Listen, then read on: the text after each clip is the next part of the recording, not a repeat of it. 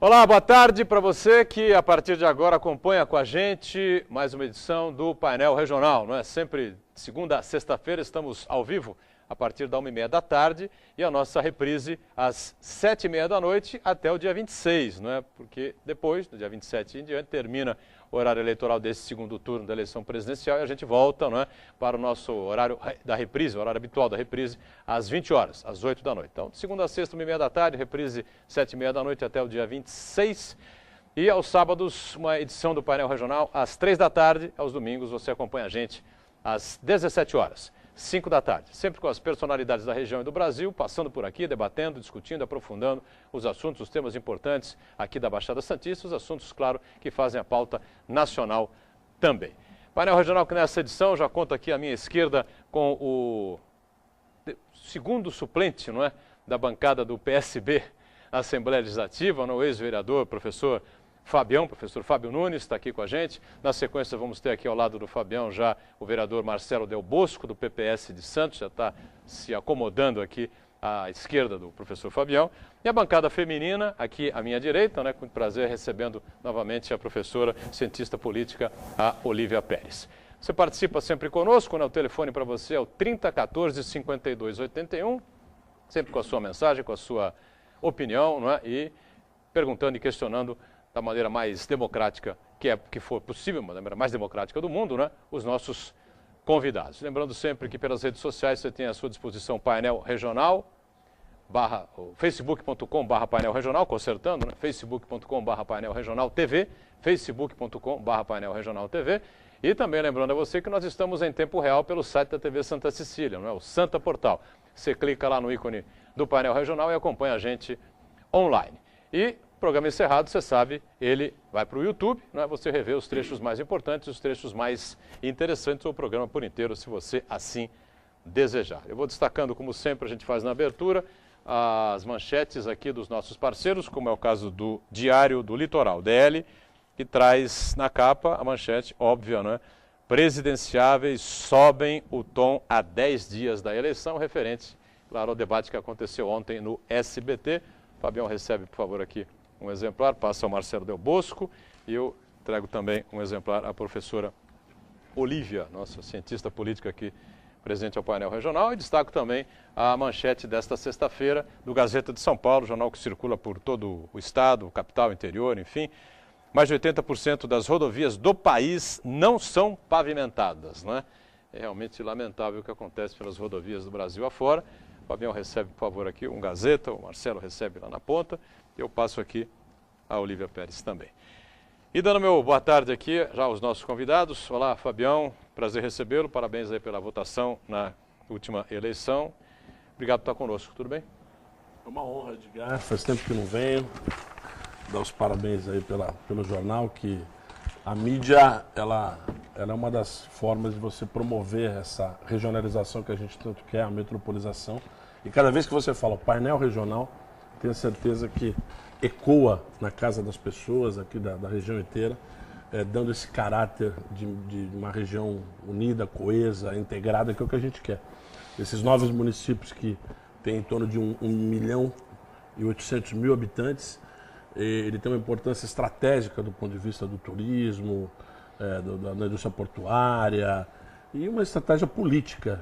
E a gente vai falar um pouco desse cenário 12 dias, 13 dias depois do pleito, da eleição, numa eleição absolutamente muito disputada e pulverizada. Temos dois aqui candidatos, eu e o Marcelinho. Vamos explicar isso com calma na sequência. Dá um beijo na Olívia, que é casada com um grande amigo, o Eduardo, um dos maiores ativistas e usuários da bicicleta como modal. Ainda bem e também que é da bicicleta. salvar a Ione, que também está aqui fazendo esse suporte para você, mostrando essa relação importante através de uma governança digital, através do Facebook e das outras mídias sociais, para que a gente tenha comunicação plena. Eu estou lendo aqui algumas manchetes que você me passou. Que a gente vai debater na sequência, tá bom? Não, é só para saudação inicial. Saudações iniciais. Não, eu ia só fazer uma saudação inicial, que essa semana tenho 2 episódios de violência, um distante, que foi essa prisão desse suspeito Thiago Rocha, que matou mais de 30 pessoas em Goiânia. Acho que a gente tem que debater isso com a sociedade, essa questão da condição humana, de o que leva essas pessoas, né, que ele é considerado um assassino em série. E um amigo que saiu ontem do coma, que recebeu uma agressão, tomou um skate na cabeça separando uma briga. Ficou 4 dias em coma, um dos maiores grafiteiros, o Leto, lá na cidade de São Vicente. Eu não sei se vocês viram essa informação. Ele saiu ontem, houve uma grande mobilização para que uma mentalização para que ele saísse dessa. Então, uma sociedade que, com esse nível de violência, eu acho que cabe aos órgãos de imprensa e à mídia debater onde que a gente está errando, né, na identificação dessas pessoas que de alguma maneira precisam de um acolhimento do Estado, de uma atenção grande da sociedade. Vereador Marcelo Del Bosco, do PPS, prazer recebê-lo. Parabéns também pela participação na campanha eleitoral e obrigado pela presença aqui com a gente mais uma vez. Tudo bem, vereador?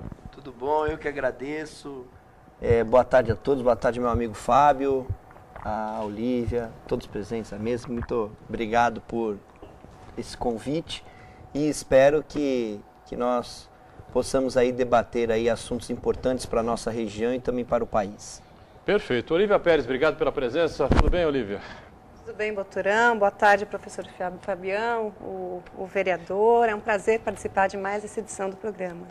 E a Ione Furukawa, não é? Acompanhando a gente, participando sempre conosco, acompanhando as redes sociais, as questões e mensagens que chegam para a gente aqui, as matérias que a gente tem para divulgar ao telespectador. Tudo bem? Boa tarde, Ione. Olá, boa tarde, Boturão, boa tarde, convidados. É um prazer estar aqui mais uma vez e dizer que nosso Facebook já está logado para você aí de casa que quiser interagir com a gente, mandar suas dúvidas, suas opiniões. E também falar que daqui a pouco a gente tem uma reportagem do nosso repórter cidadão Cristiano Silva sobre a expectativa nas eleições agora no segundo turno. Muito bem. Lembrando aí o 30 14 52 81, essa matéria do nosso repórter cidadão mais à frente, ou a gente já tem no ponto aí para colocar à disposição? Tem essa informação aí? O Gustavo pode me dar, o pessoal da retaguarda aí, pode passar para a gente aí, não? Se tiver, está quente já? Está no ponto já? Pois não, Ione. Então, vamos lá com a reportagem do repórter cidadão Cristiano Silva sobre os eleitores aqui de Santos. Eles vão votar Aécio, Dilma ou votar em branco? Vamos lá. Estamos agora aqui na Praça Mauá, aqui no centro de Santos, em frente à Prefeitura Municipal. E agora, para falar do segundo turno das eleições para presidente da República do Brasil. Afinal de contas, a Baixada Santista, mais de 20% dos eleitores deixaram de votar no primeiro turno. Vamos saber por quê. Em Boturão, continuamos a Praça Mauá, agora com a senhora Helena, que trabalha como pesquisadora de campo, moradora da Praia Grande. E eu gostaria de perguntar para a senhora, essa senhora vai votar nas eleições para presidente agora no segundo turno? E quais os critérios que a senhora adota no caso de votar na escolha do seu candidato? Eu vou votar assim, no segundo turno. Os critérios que eu adoto é o seguinte: pelo que eu conheço do candidato, pelo que ele está oferecendo, a experiência que ele tem já no trabalho dele. É isso aí, Boturão. Agora quem falou foi a dona Helena. Bem, Boturão, continuamos aqui na Praça Mauá, agora com a dona Sandra, que é moradora lá do Guarujá. E que eu pergunto para a dona Sandra, a senhora vai votar para presidente da República agora no segundo turno? Vou votar sim. E quais os critérios que a senhora adota na escolha do seu candidato?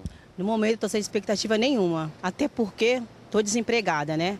Vamos ver se agora vai surgir alguma coisa, né? Bem, Boturão, agora estamos aqui com o seu Martins, aqui na Praça Mauá, taxista há mais de 4 anos, e eu pergunto para o seu Martins se ele vai votar para presidente da República agora no segundo turno, seu Martins.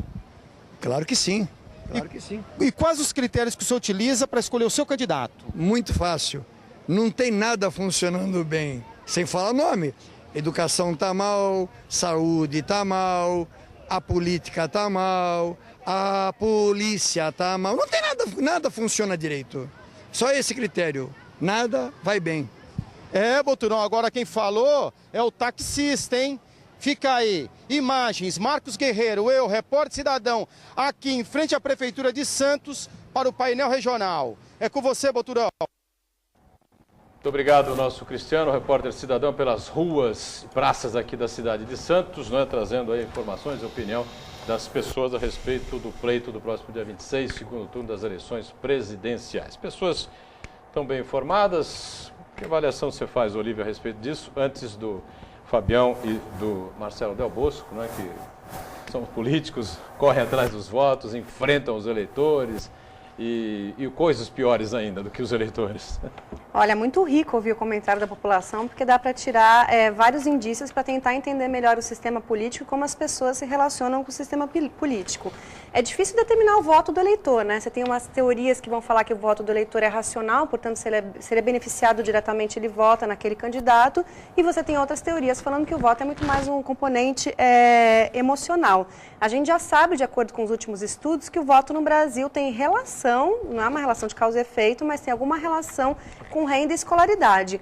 Portanto, nas regiões com mais renda e maior escolaridade, as pessoas tendem a votar mais no partido, no PSDB, e com menor renda, menor escolaridade no PT. Mas isso não é uma relação de causa e efeito, é só um indicativo. Santos, por ter uma renda mais alta do que outras regiões do Brasil, expressa essa relação observada pelos cientistas políticos, que é o voto no PSDB. A gente também tem no estado de São Paulo inteiro uma rejeição muito grande ao governo petista, então, novamente, que reforça essa votação aí no PSDB. Agora, analisando a fala dos entrevistados, dá para perceber não só em quem eles vão votar, a tendência da região, mas também uma falta de conhecimento das competências de cada unidade federativa, né? Então, a pessoa vai lá e culpa o problema na saúde, na educação, ou seja, todos os problemas relacionados à política em geral é culpa do governo federal. Então, é importante ressaltar que segurança, por exemplo, cabe muito mais ao governo do Estado, a educação, você está falando de ensino médio, também cabe ao governo do Estado,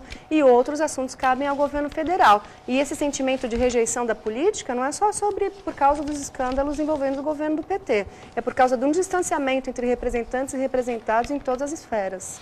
Muito bem, vocês viveram esse drama aí durante a campanha, essa dificuldade aí, distanciamento dos eleitores, rejeição por parte dos eleitores aos candidatos, aos políticos de maneira geral. Eu queria que o Fabião e o Marcelo, ou Marcelo e o Fabião, ficassem aí à vontade para a gente falar um pouquinho sobre isso. E pelo número de abstenção, pelo percentual de abstenção, que foi muito alto, não é? Nessas eleições, especialmente para a eleição proporcional. Olha, eu vivi sim, acho que o Fabião também viveu esse distanciamento do eleitor. Primeiro, a rejeição ao político. Eu acho que assim não era se é o Fábio, se é o Marcelo, se é o João, se é o Pedro, mas sim a figura do homem público, do político. E isso é muito difícil, principalmente na eleição proporcional, que eu e o Fábio concorremos, porque a eleição majoritária, ela tem a televisão, ela tem propaganda maciça. E na eleição proporcional, são poucos meios de comunicação como esse aqui, que nós estamos hoje, tendo essa oportunidade. Principalmente na Baixada Santista, as televisões e os rádios dificultam muito para vereador, para deputados poderem colocar suas propostas. Eu quero agradecer a vocês por essa oportunidade que nós estamos tendo da TV Santa Cecília, do programa Painel Regional, e que sirva de exemplo para outros meios de comunicação. Porque outras televisões dificilmente chamam deputados e principalmente vereadores. O Fábio foi um grande vereador várias vezes, certo? Eu estou na vereança e sinto essa dificuldade. Eu passei pela secretaria e senti muito mais facilidade, principalmente em televisão e rádio e revistas, e o Fábio também passou por secretaria e sabe disso, a facilidade. Talvez porque o poder econômico muitas vezes esteja na mão da prefeitura, né? E acabam chamando o secretário para divulgar aí os trabalhos. Então é triste isso.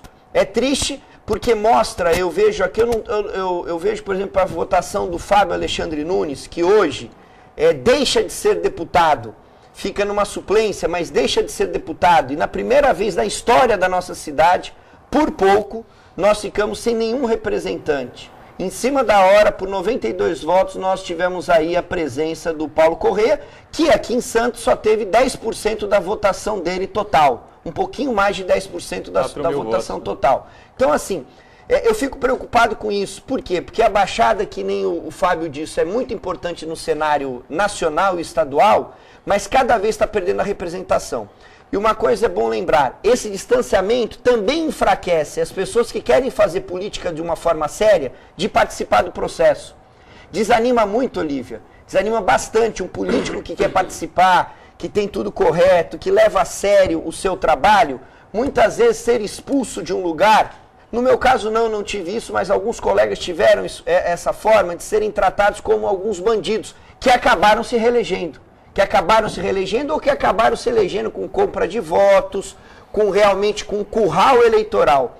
É triste uma região como essa ainda ter isso. Então, o que acontece? Os votos de fora, o Fábio acabou não se elegendo deputado, eu acabei não se elegendo deputado, mas o Fábio mais perto, com a chance aí da segunda suplência, porque nós tivemos, e diga-se de passagem, eu não posso dizer que estava lotado de candidatos a deputado estadual e federal, não. Desculpa, na nossa cidade não estava lotado de candidato a deputado estadual. O que nós tivemos foi pior, porque se dividisse entre os nossos votos, tudo bem. O que nós tivemos foi, esses votos foram ocupados por pessoas de fora. Tiveram 2, 500, 700, 1.000, 2.000, 3.000 votos. Então, assim, nesse caso, a minha preocupação é só o seguinte, da questão da representatividade. Eu respeito totalmente o resultado da eleição. Eu acho que eu tenho que me aperfeiçoar e trabalhar muito e saber se, de repente, a população prefere aí o trabalho dos representantes de fora da cidade. Fabião, como é que avalia aí o resultado da sua campanha, né? Eu arrisco dizer aqui que você será deputado, né? É o segundo suplente do PSB, o PSB tem o vice-governador do estado de São Paulo, e eu duvido que, né, que o governador não vá chamar aí para o governo, né, pelo menos daria 3, 4 meses, aí até março, abril, maio do ano que vem, pelo menos 2 deputados estaduais eleitos pelo PSB, partido coligado, que deu vice-governador. Então, eu estou arriscando, eu estou vaticinando, fazendo vaticínio aqui, viu? E eu estou na torcida que chame. Hã? Eu estou na torcida que tem uma pessoa... Eu acho que seria importante para a cidade, importante para a região, né? E, matematicamente, pela lógica da política, você será deputado. Mas eu queria que você falasse um pouquinho, aproveitasse o espaço para falar um pouco a respeito do que sentiu aí nessa luta aí titânica pelos votos. Bom, quarta-feira eu comemorei 29 anos de magistério. Pela 29ª vez eu comemorei o dia do professor. Parabéns a você e a Olívia. Parabéns atrasado, mas válido. O ano que vem eu logo farei 30 anos. Provavelmente um livro. Ia ser mais um testemunho desses 30 anos, mas vai virar uma ficção de um pouco dessa relação entre cerca de 50 mil alunos. Então, se a gente fosse fazer uma lógica, viu, Marcelo?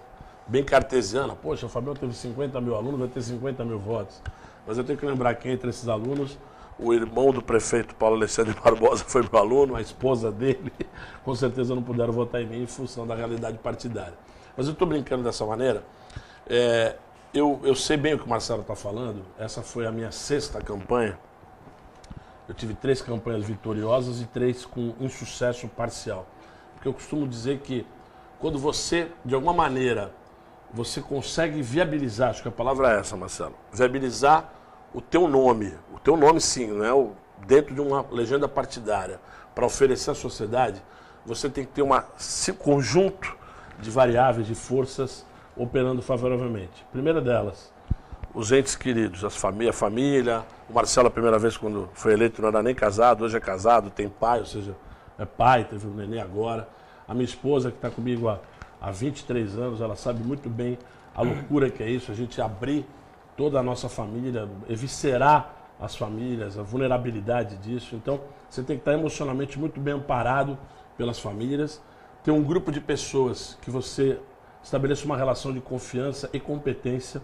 Se você tiver só um amigo para trabalhar, ele pode às vezes não ser suficientemente competente para estar na tua equipe. E se for só competente, ele pode não ser um cara de confiança. Então, montar uma equipe para você colocar na rua uma campanha são N variáveis. Então, todo mundo que consegue de alguma maneira fazer isso já é um vitorioso. A sensação que as pessoas têm é de colocar todos os políticos no mesmo balaio. São todos corruptos, todos bandidos, não fazem nada, está tudo errado, nada acontece. Ou seja, é uma forma reducionista e ruim, porque o político constrói isso. Os políticos, infelizmente, vivem uma vida palaciana.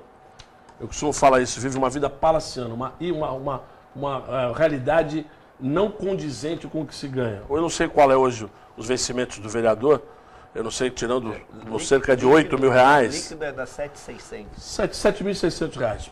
Olhando para a Câmara, um vereador em Santos ganha 7.600 reais. É o que ganha hoje um professor de carga completa numa universidade. Não é isso, Olívia?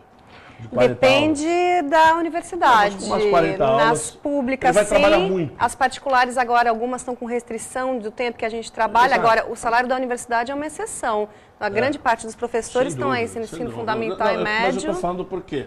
Ou seja, um médico, uma carga grande de trabalho, vai ganhar um pouco mais do que isso. Vários profissionais, o engenheiro, o piso do engenheiro deve ser algo em torno de 5 mil O reais. médico ganha muito mais do que isso. Muito mais. Né? Muito mais do O que médico com uma vivência já maior. Então, eu estou falando isso Às pelo vezes seguinte. nem tanto, viu? Não, essa vida...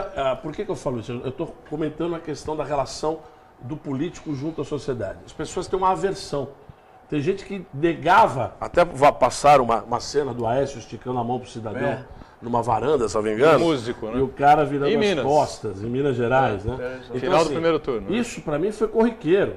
Eu tenho um momento da minha passagem, eu estava na comemoração do 8 de setembro, Nossa Senhora do Monte Serrat, ali na missa campal, na hora de você falar paz de Cristo para a pessoa que está ao lado, eu estiquei a mão para uma senhora, ela não deu a mão para mim. Eu falei, a senhora é cristã de verdade, minha senhora? Pode botar a mão no ombro dela? Desculpa. Ou seja, você vê o nível de estresse que acontece numa campanha. Eu estou contando um episódio para vocês entenderem que essa minha barba branca, esse cabelo, Tem razão de essa ser. cara somatizada, para quem faz política de maneira séria, é de fato revalidar convicções. Talvez se fosse corrupto, o corrupto engana tanto que está sempre com uma cara boa e talvez ela te cumprimentaria. Essa que é a tristeza. Eu não consigo jogar pôquer, eu não consigo blefar nem pela internet, que ele não vê em meu rosto. Eu estou em cima do break aqui, Fabiano, nós vamos continuar nesse... Eu estou falando demais porque é legal que as pessoas entendam o seguinte, o que eu tenho que falar, rapidamente para te fazer o break, rapidamente mesmo. Primeiro, convidar as pessoas a fazer política, de várias maneiras. Política da sua comunidade, classista, e para participar ainda, como a gente não teve reforma política, a gente precisa de uma sigla partidária. O Brasil hoje tem 32 siglas partidárias, que viraram cacicagens. Então, parte desses caras que foram eleitos por caciques produzidos pela mídia, como o Tiririca e o Celso Russomano, que na Baixada tiveram 107 mil votos. E não sabem nem onde fica Agenor de Campos, não sabem onde fica Tudo de Bastos, não sabem onde fica a Vila Sônia, não sabem nada. E votaram e nunca vão vir aqui, no máximo para vir aqui comer uma churrasco, um peixinho aqui, para comemorar com o seu grupo cartorial partidário. Nós debatemos essa coisa do Tiririca, né? O Tiririca precisaria aproximadamente de uns 170, né? 165, 170 mil votos para se eleger. Teve mais de 1 milhão. Para o quociente dele, né? Para o quociente, 165, 170 ele estaria eleito. A Baixada deu a ele 50 mil votos, praticamente 30% do que ele precisava para voltar ao Congresso Nacional. Olha, a Prefeitura de Santos informa para você que existe a campanha Adote uma Praça em 11 bairros da cidade, para valorizar a cidadania e abrir espaços de ações de responsabilidade social, ajudar também na conservação dos espaços públicos, além da preservação do verde na paisagem urbana. Esses são alguns dos principais objetivos deste programa. Atualmente são 23 praças em 11 bairros que já fazem parte do programa Adote uma Praça, que é coordenado pelo Departamento de Parques e Áreas Verdes, né, da Prefeitura, pela seção de reabilitação psicossocial. Intervalo e já a gente volta. Essa lei tem mais de 20 anos. Se não me engano, foi do Sérgio Nori, né? Deixa eu fazer uma pergunta aí para as coisas. Tá. Fiz um vaticínio aqui, Delbosco. Acho que não vou errar, não, né? Por favor. Ela que ele vê o PT na frente. Mal, caceta. Ele também? Não, só ela passou mal. Muito bem, a gente volta com o segundo bloco do nosso painel regional, né, com muita satisfação recebendo aqui na minha ala à esquerda, né, o professor Fábio Nunes, nosso vereador Marcelo Del Bosco, do PPS, o Fabião do PSB, segundo suplente a deputado estadual. Confirma aqui o vaticínio que eu fiz, hein? Fabião será deputado por Santos e pela região metropolitana, hein? Muito bom de ouvir. Depois vão me cobrar na rua aí. É a segunda eu tenho certeza que o PSB vai fazer o Fabião deputado. São dois deputados para assumir algum cargo importante no governo Alckmin. Será que isso não vai acontecer? Claro que vai. Aqui à minha direita, a professora cientista política Olívia Pérez e a nossa Ione Furukawa, sempre atenta aí com as redes sociais e com as informações importantes, né, Ione? Exatamente. Daqui a pouquinho você vem com novidades aqui para a gente, com opiniões importantes. Bom, Olívia, você ouviu aqui atentamente o que disseram o vereador Del Bosco e também o Fabião a respeito dessa campanha dura, difícil, complicada, essa aversão aos políticos e a crítica que os dois fizeram à votação forte que candidatos de fora tiveram. Normalmente acabam sempre tendo aqui na nossa região, né? Queria até fazer uma pergunta em cima disso. Então, vocês apontaram várias coisas interessantes. Uma é essa crítica ao sistema, a forma como a política é conduzida, e dentro dessa crítica, muito se fala mal desse nosso voto proporcional e do quociente eleitoral, ou seja, as pessoas votam em alguém, na verdade, elas estão votando também no partido dessa pessoa e nos partidos coligados, e esse voto na pessoa ajuda a eleger outros muito menos votados dentro desse partido e partidos coligados. Uma das formas da gente escapar desse problema, de diminuir esse problema, seria o voto distrital. A gente não tem o voto distrital, ou seja, a gente não é obrigado a votar alguém de uma região, muito menos de pequenas regiões, mas é uma das propostas. Bom, a mídia ela bate bastante em cima, defende bastante essa possibilidade de a gente votar em alguém da região. De fato, tem pontos positivos você votar em alguém da região. Primeiro, que a pessoa conhece os problemas da região. Segundo, que conhecendo, ela pode propor melhores soluções. Ela pode, inclusive, trazer mais verbas para essa região, e esse candidato, esse eleito, ele estaria mais próximo dos seus eleitores, da população daquela região. Mas tem várias críticas também envolvidas no voto distrital, você votar em alguém da sua região. Primeiro, que diminui a ideia de defesas gerais, ou seja, eu posso querer votar em alguém, por exemplo, que defende a questão de gênero, direitos e respeitos à mulher, e isso não tem a ver com o fato do candidato ser de uma região ou não, tem a ver com ideias gerais que transcendem uma região. Outra grande crítica ao voto distrital é que ele aumenta as práticas clientelistas, ou seja, por eu ser muito próxima o eleitor ser muito próximo do eleito, pode virar uma troca de favores, né? Eu voto em você em troca do gás, essa prática que existe no Brasil e que é abominável. Outra grande crítica é que não é automático você votar em alguém da região e ela necessariamente defender aquela região. Então, pensando um pouco nesses pontos positivos e negativos desse voto, de votar em alguém da região, eu queria saber como é que o professor Fabião e o vereador, como é que eles analisam a atuação dos deputados estaduais e federais eleitos pela Baixada Santista? Se eles estão mais próximos desses pontos positivos de votar em alguém da região ou mais próximos desses pontos negativos? Esses que vão encerrar a sua legislatura agora em março, 15 de março. Lembrando sempre que os deputados federais encerram as legislaturas no final de janeiro, 31 de janeiro. E os deputados estaduais em 15 de março. É uma coisa meio confusa aí, depois se der tempo eu explico. Fabião e Marcelo, ficam à vontade. Se me permitir, Fabião, por exemplo, eu vou analisar a questão da deputada Thelma de Souza. Independente de eu ser de outro partido, ela ser oposição ao partido que eu pertenço, ao PPS, dentro do que ela se propôs a representar, eu acho que ela faz um trabalho muito importante para a região. Vai ser uma grande perda a saída da deputada Thelma de Souza. Fora a experiência que ela tem, o que ela pode e que é fácil você encontrá-la na nossa região. Uma outra questão, que também já tive muitas discordâncias com o deputado Beto Mansur, mas é um deputado federal da região que pega os prefeitos, que vai a Brasília, que traz verbas, que tenta realmente se aproximar, eu estou falando principalmente do que um deputado federal tem que fazer, que muitas vezes, e foi que nem você disse, professora, a questão da preocupação que as pessoas não entendem a diferença de um deputado, de um vereador, de um deputado estadual ou federal, ou de um senador. Então essa é a preocupação. Eu sei que a gente vai estar muito distante disso, isso é culpa sim dos homens públicos, dos políticos, de quem está principalmente no mandato, eu faço a meia culpa nesse sentido, mas de nós tentarmos fazer esse trabalho de cada vez mais começar com a criança e com o adolescente, principalmente com a criança, para preparar um país. Tá? Eu acabei de ver aqui no jornal, no Diário do Litoral, alguns trabalhos que estão sendo feitos até com jornalismo a respeito para as crianças, e quando eu estive na Secretaria de Cidadania, nós fizemos a Turma da Cidadania, mostrando o que é cidadania essa criança, para despertar realmente o verdadeiro valor. Então eu acredito assim, que na atual legislatura, e nós temos também o deputado Márcio França, que é um deputado que se destaca com o trabalho dele, tanto que hoje foi escolhido candidato na chapa do atual governador e se tornou vice-governador. Então acho que, agora, nós precisamos, e o deputado Luciano Batista, que se foca mais em São Vicente, mas tem trabalho na região. Entenda bem, talvez não seja tão divulgado, a gente percebe isso muitas vezes, eu acompanho, li todas as propostas do Fábio Alexandre, dos outros deputados, e a gente acompanha e vê, eu não sabia o que as pessoas tinham feito muitas vezes. Então, essa divulgação do trabalho legislativo, Olívia, que me preocupa muito, porque é muito difícil a divulgação do trabalho. Às vezes você faz um projeto importante, que nem foi citada essa questão da praça. Um projeto de Adote uma Praça de mais de 20 anos, que tem esse projeto. E acaba, às vezes, não tendo a chance de ser tão divulgado. Foi criado na Câmara esse projeto por um vereador.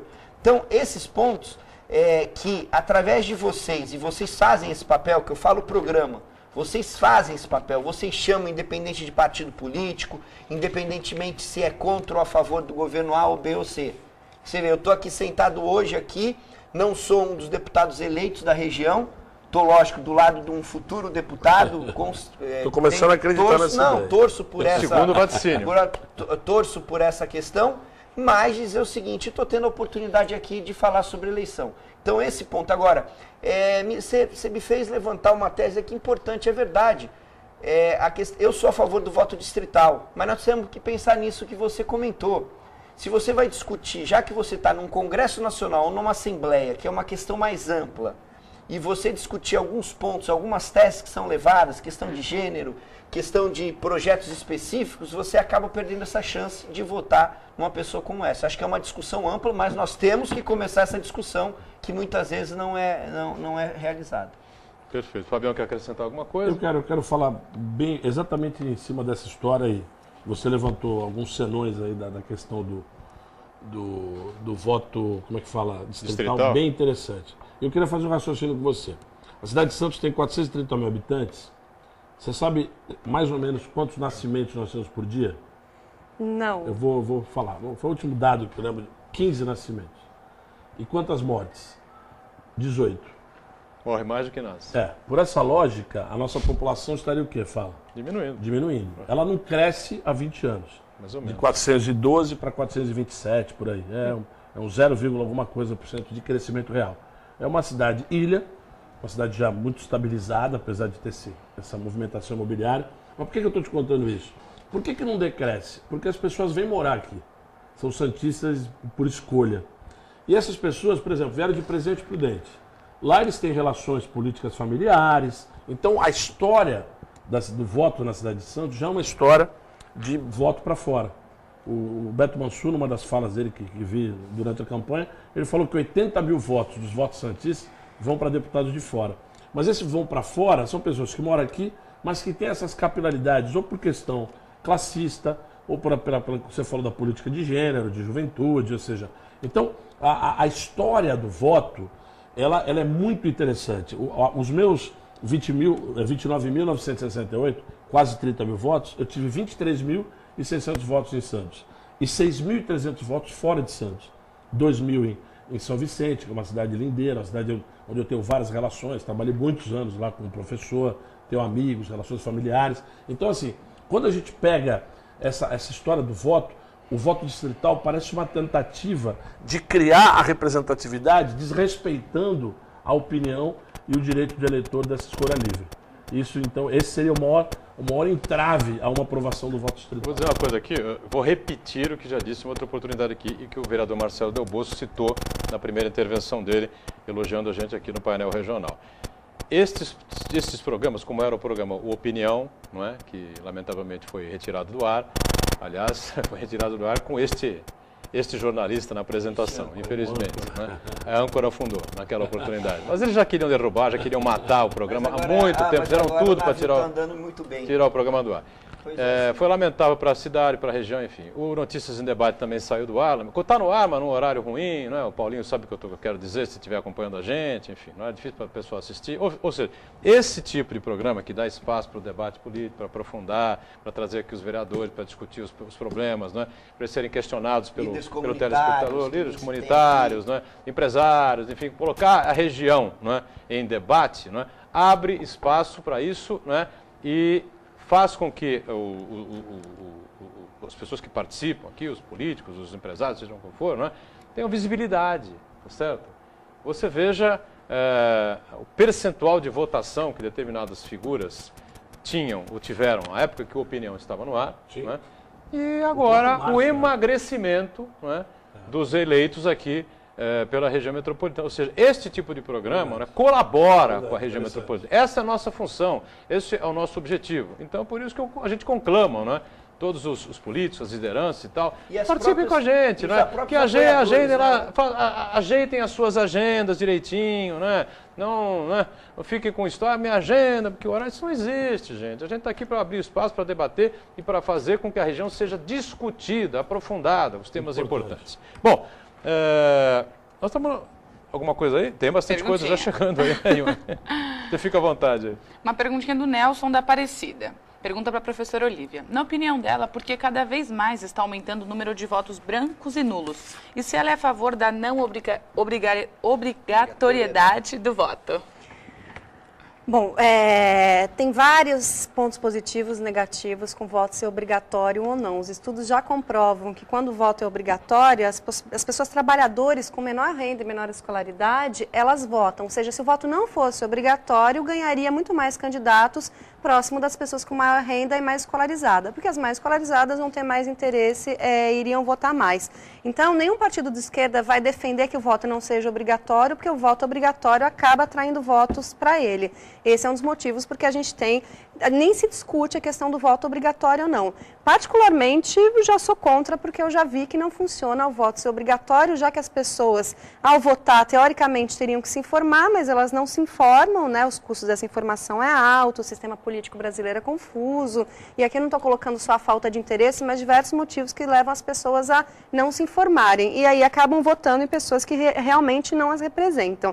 Mas eu acho que essa maior expressão de votos, maior votação de brancos e nulos nessas eleições tem a ver com uma campanha divulgada que foi a seguinte: se você não acredita no seu candidato, vote nulo. Lembrando que o voto nulo tem uma piada aí, sei lá, uma fofoca que diz que quando a maioria da população vota nulo, vai ser convocada uma nova eleição. Isso não é verdade. É verdade. Voto branco e voto nulo é a mesma coisa, ele não é válido para uma eleição. Quando a gente vota branco e nulo, a gente acaba favorecendo quem está no poder, porque, por exemplo, não tem nem possibilidade de um segundo turno, e ao não nos posicionar, nós já estamos nos posicionando, né? O fato de eu falar não vou votar no candidato, eu acabo beneficiando em quem está em primeiro lugar. Acho que também cresceu essa desconfiança em relação à política, essa descrença em relação à política, e não é porque hoje em dia haja mais corrupção, é porque hoje em dia a corrupção é mais divulgada, e isso tem a ver com o poder da imprensa também. Corrupção no Brasil sempre teve, e eu acredito que votando a gente consiga criar mais mecanismos e instituições para coibir esses atos. Perfeito. Marcelo Delbos, voto deve ser liberado, facultativo, Olha, enfim? eu ainda formo minha opinião nisso, mas com a preocupação nós que andamos e a nossa campanha, a minha campanha é uma campanha muito de mão em mão, que eu digo. Nós não temos aí grandes estruturas, a estrutura é muito pequena e nós temos que ir para a rua, caminhar, conversar com as pessoas. Eu fico preocupado, eu vou contar uma passagem rápida em Bertioga, que eu cheguei para uma pessoa, a pessoa estava sentada no ponto de ônibus, eu peguei e falei assim, olha, eu peço seu voto, se puder olhar as minhas propostas, né? Ele falou assim, quanto você vai me dar? Eu falei, olha, eu vou te dar trabalhar por você. Se eu for eleito, com certeza eu vou trabalhar por você. Hoje eu trabalho pela cidade de Santos, sou vereador na cidade de Santos. Ele falou, não, meu amigo, para que eu vou votar em você? Se eu não ganhar nada agora, para mim você é igualzinho o outro, mas assim, até meio parecido com essa senhora que nos cumprimentou lá certo? Na igreja. Mas é o seguinte, eu fiquei pensando, eu falei, uma pessoa dessa votar, quem passar aqui com uma balinha, ele vai aceitar e vai votar talvez numa pessoa que queira fazer só o mal. Então a minha preocupação nesse sentido é, de repente, de ter a chance das pessoas estarem interessadas em votar. Eu sou mais a favor do voto facultativo. Eu acho que no começo nós vamos penar um pouco, certo? Vai ser ruim. Mas depois, com certeza, vai se conscientizar mais pessoas para um trabalho mais sério. Eu acredito muito na estrutura pública, eu acredito muito na política. O que existe de ruim na política são os maus políticos, não são políticos. Porque toda pessoa, política é uma arte linda. Algumas pessoas usam para o mal. E eu espero que cada vez que a senhora, o senhor que esteja nos assistindo, os jovens, que se criem novas lideranças políticas, a juventude se interesse cada vez mais, nós vamos ter a chance de ter uma política, não é política nova, às vezes você acha que só a idade da pessoa, às vezes a pessoa com pouca idade pode ter uma política muito pior que a pessoa mais velha, porque ela já esteja tão suja e tão corroída com a corrupção, que ela acaba, muitas vezes, sujando muito mais do que a pessoa que está há vários anos no poder, fazendo a coisa certa. Então, assim, eu tenho certeza, para mim foi um privilégio participar dessa eleição. Eu tive mais de 13 mil votos, fico muito feliz com esses votos, certo? Estou muito feliz com esses votos, agradeço esses votos e eu espero poder continuar contribuindo na Câmara Municipal dessa forma. Muito bem, o Fabinho vai responder também daqui a pouquinho, depois do intervalo, tá certo? Só vou registrar aqui o evento que vai acontecer na próxima quarta-feira, dia 22, 5h30 da tarde, lá na Unifesp, o Café com Política, com a professora e nossa comentarista política, Olívia Pérez, não é isso? Olívia Pérez e Rosiane Assunção. Professora também, Olívia? É Rayane, ela também é cientista Rayane, política, a gente vai discutir, minha letra é péssima, viu, Boturão? Eu já havia justificado aqui, viu? Quarta-feira que vem a gente vai discutir democracia, participação e eleições na Unifesp. A população da Baixada Santista conhece pouco a Unifesp, a gente tem uma universidade pública aqui em Santos, eu convido todos a conhecerem. Isso, na Silva Jardim, 136, o evento é gratuito. Evento gratuito, então, próxima quarta-feira, dia 22, 5h30 da tarde, lá no Unifesp, encontro com Rayane Assunção e a nossa Olívia Pérez. Participe! Vamos para o intervalo, voltamos já já. Muito bem. Eu te avisei que era feio. Oi. O café é bom, pelo menos? Vai ter café de graça. Vai ter café e comidinhas. Se você não for para me ver, vá por causa do café. E para conhecer a Unifesp, prédio lindo, né? Parece aqueles eventos, a balinha, né? Tô parecendo aqueles eventos da Força Sindical, né? Os eventos da CUT vão uns 200 mil pessoas, da Força Sindical vão 5 milhões, por quê? Sorteia Celta, bota... Eu tô pra ir num desse, tô precisando.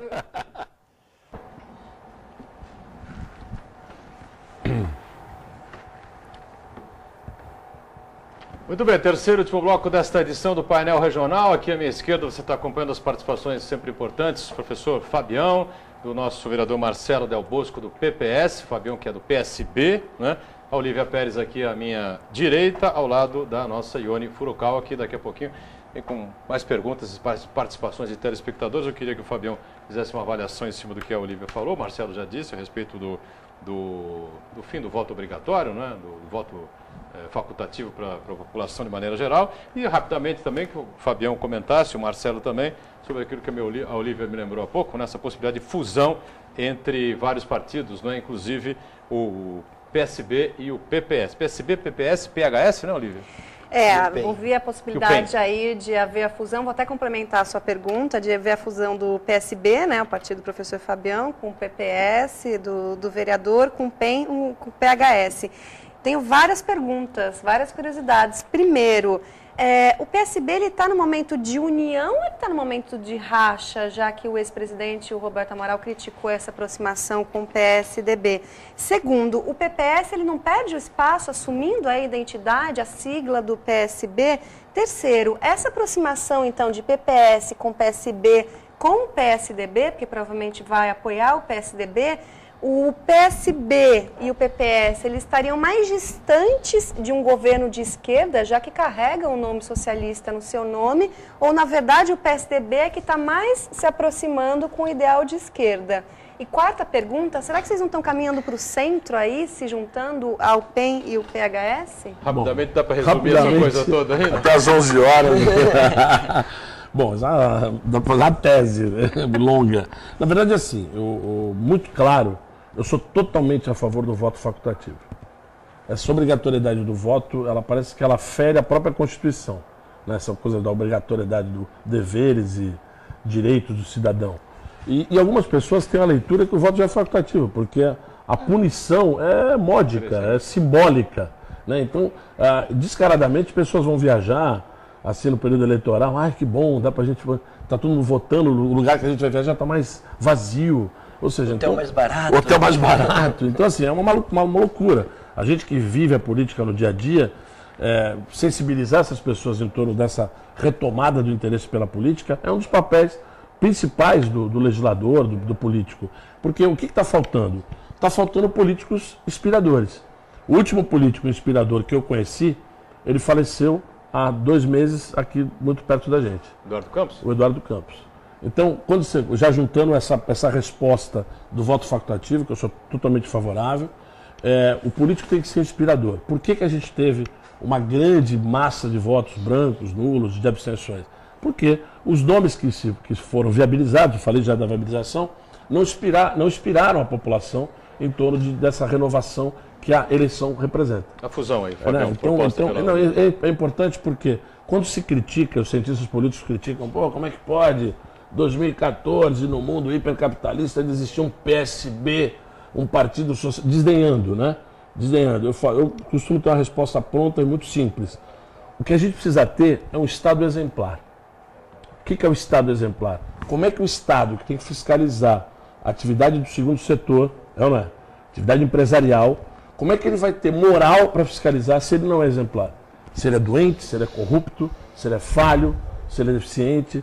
Então, acho que a grande busca é de um Estado transparente, exemplar, onde a tomada de decisão tenha aderência com a comunidade, que a gente chama de governança. Então, eu sinto assim, quando um partido como o PSB, que tem mais de 60 anos, inspirador de partidos que foram criados posteriormente, como o próprio Partido dos Trabalhadores, ele consegue aglutinar outras microlegendas sem falar de cláusula de barreira, sem daquela necessidade clássica que alguns querem estabelecer de 5% da votação nacional para que o partido passe a existir como representatividade. O que a gente não pode continuar tendo no Brasil é o partido do Levi Fidelix.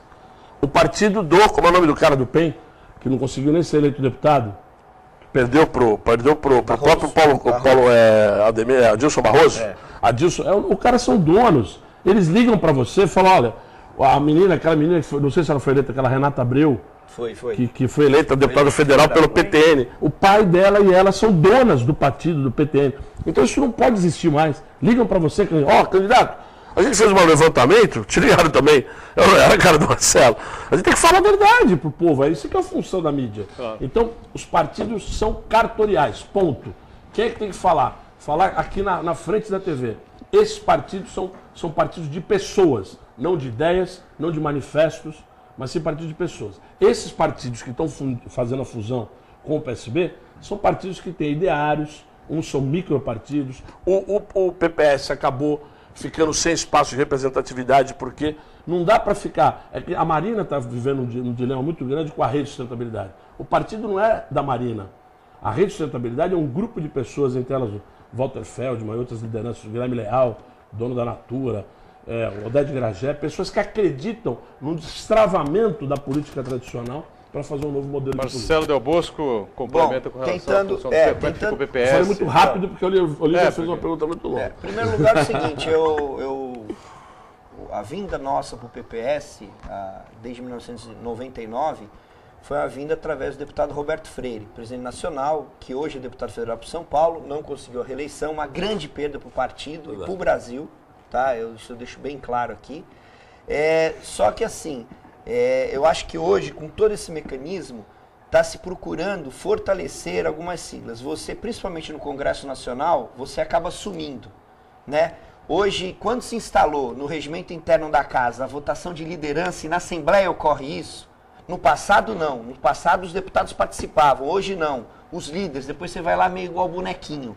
Isso tem que acabar, até porque você tem um voto, ele tem outro voto e as pessoas independentes foram eleitas para isso. Então eu acredito que com essa fusão vai se tornar esse partido que, lógico, na sua sigla vai estar escrito PSB, mas com um conjunto de ideias. E uma das coisas assim, tanto esquerda ou direita, o que está ocorrendo muito, hoje as pessoas que vão para os partidos, muitos partidos, acabam não tendo se são de centro, direita ou esquerda. Se você pegar o regimento de cada partido, diz uma boa saúde, uma boa educação, não a corrupção, e acabam levando isso, muitas vezes não cumprindo. Certo? Os estatutos são muito parecidos, né? Todos são muito parecidos. O que eu acredito são nas pessoas, muitas vezes, nesse ideal de buscar e colocar o ideal, principalmente.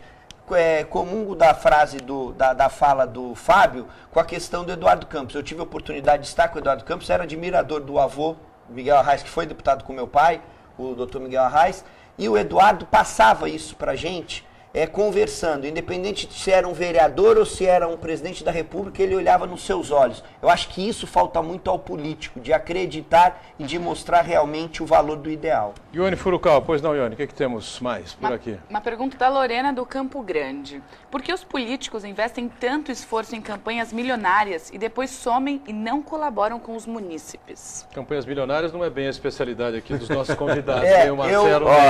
Eu posso falar só, Ione? Eu, aos 35 anos, eu pedalei uma bicicleta. Eu pedalei, aquela deve ser jovem.